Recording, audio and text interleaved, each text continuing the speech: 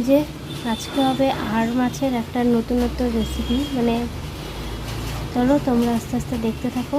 তো এই যে মাছটাকে এখন হলুদ লবণ দিয়ে মেখে নিয়েছি, তো তারপরে ধীরে ধীরে দেখাচ্ছি তোমাদেরকে। তো ওই যে এখানে পাটাতে নিয়ে নিয়েছি সর্ষে, আর এখানে রয়েছে লবণ আর একটু হলুদ, আর এখানে রয়েছে যে রসুন আর কিছুটা লঙ্কা, মানে যে যতটা পরিমাণে ঝাল খাবে তো সেই পরিমাণে লঙ্কা নিয়েছি আমি। মানে আমরা যেহেতু একটু ঝাল কম বেশি দুটোই মিলেই খাই, তো সেই কারণে লঙ্কা নিয়েছি। আর এখনকার লঙ্কা তো ঝাল কম, তো সেজন্য একটু বেশিই লাগে। তো চলো এখন সর্ষেটাকে এখন বেটে নিই, তারপরে তোমাদেরকে আবারও রেসিপি দেখাচ্ছি।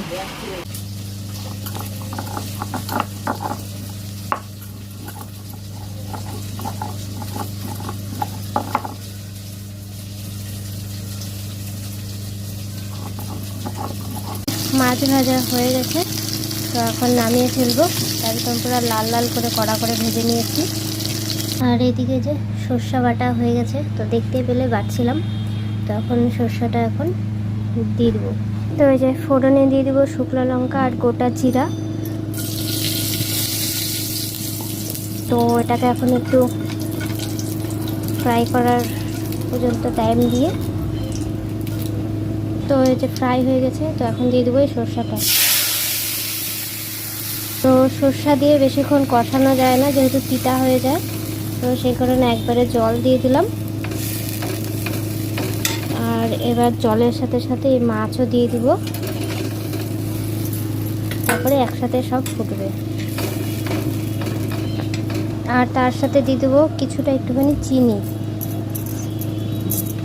আর এখানে যে জল আর লবণ একটু গুলিয়ে রেখেছি, তো লবণ দিতে ভুলে গেছি, দিয়ে দিলাম।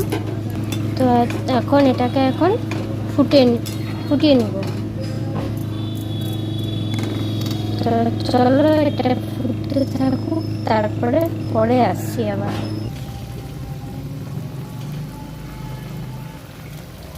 তো ওই যে হয়ে গেছে, তো এবার নামানোর আগে দিয়ে দেবো একটুখানি সর্ষের তেল। তো ওই যে নামিয়ে নিয়েছি। তো কেমন হয়েছে অবশ্যই কমেন্ট করে জানিও। তো আমি প্রথমবার বানালাম, তো অবশ্যই তোমাদের যদি ভালো লাগে তো তোমরা ওইভাবে বানিয়ে দেখো। আর তো চলো আজকের মতন টাটা। এই রেসিপির সাথে আবার নতুন একটা রেসিপি নিয়ে বা নতুন কোনো ভিডিও নিয়ে আবার আসছি।